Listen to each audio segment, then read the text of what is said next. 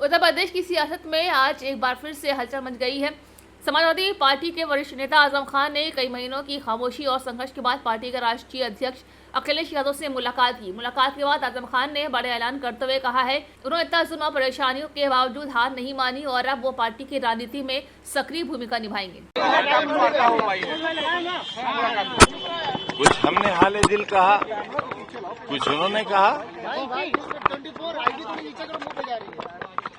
जाहिर है जब दो राजनीति में काम करने वाले मिलते हैं तो राजनीतिक बात भी होती ही है।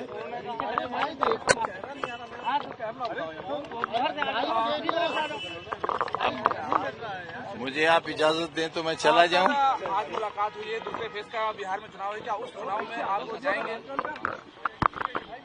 अरे भाई के न्यूज आइडिया हटाओ यार। जाना चाहता हूं, असुरक्षित नहीं जाना चाहता, जंगल राज में नहीं जाना चाहता। विपक्ष पर निशाना साधा है क्योंकि उन्होंने कहा वंदे भारत को जिस तरीके से लगातार एक देश की भक्ति में है, लेकिन अगर बात की जाए तो विपक्ष इसको लगातार पीछे ले जा रहा है।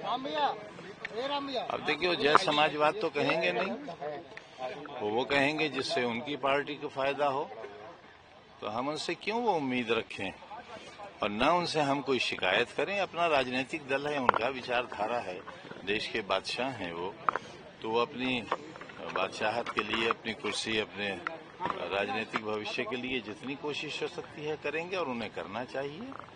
जब अखाड़े में पहलवान उतरते हैं तो हर पहलवान जीतने के लिए उतरता है। हम भी हैं कहीं दूर खड़े हुए, अब देखना है हम लंगोट के साथ लड़ेंगे या बगैर लंगोट लड़ेंगे। बात लंगोट की कर रहे हैं, आने वाले समय में समाजवादी पार्टी का जिस तरह से पीडीए चल रहा है उसी को लेकर के तमाम लोग गले लगा रहे हैं कि आजम खान की जो तलकियां हैं अखिलेश यादव से वो अभी दूर नहीं हुई है, कहीं न कहीं उनके दिल में। बेटा दिल्ली कहाँ रह गया, दिल्ली कहाँ रह गया? अगर कभी सुन लोगे तो आपके कई बंधु रोते हुए बाहर निकले हैं मेरे ड्राइंग रूम से और सड़क पर जाकर भी रोते रहे हैं। आप सुन नहीं पाओगे। बगैर दिल के काम कर रहे हैं अब तो हम।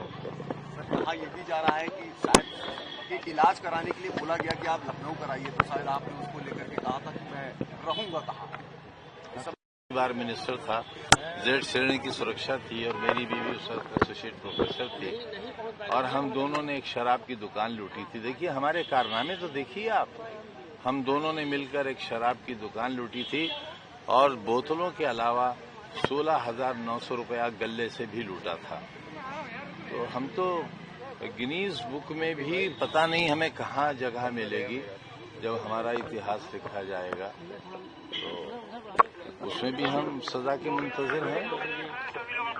सर आपके ऊपर एक किताब लिखी गई है, जेल का जिक्र किया गया है, इमरजेंसी से लेकर के अब तक जो सीतापुर जेल में रहे थे उसका भी पूरा जिक्र किया गया है, पूरे वहाँ के दास्तान लिखा गया। पता नहीं, अभी तो मालूम नहीं।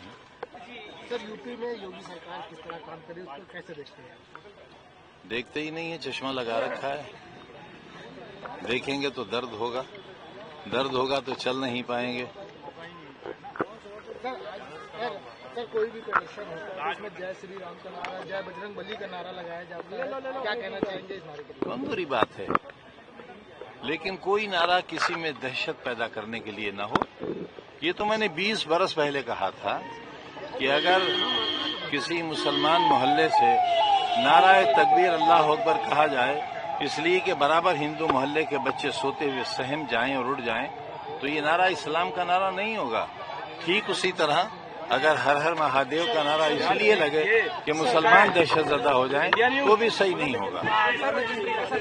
नारेबाजियां चली, नारेबाजियों को लेकर के स्वामी प्रसाद मौर्य जी ने एक बयान दिया था जिसमें उन्होंने कहा था कि लोगों को लाइसेंस मिल गया है दंगा करने के बाद जय श्री राम की नारेबाजी करने का।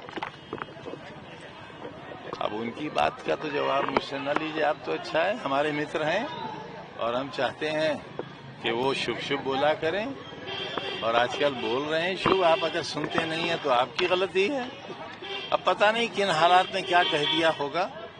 सर आखिरी IAS अब्दुल्ला खां वो कल आपसे मुलाकात भी हुई थी और मुख्तार अंसारी की जमीन को खाली कराकर वहाँ 72 फ्लैट आवंटित कर दिया गया, क्या कहना चाहेंगे?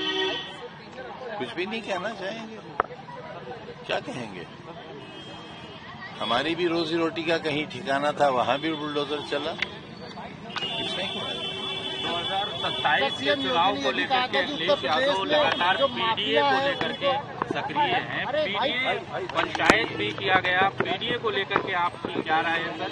क्या कुछ कहेंगे? 27 में क्या और कुछ भूमिका होगी आपकी?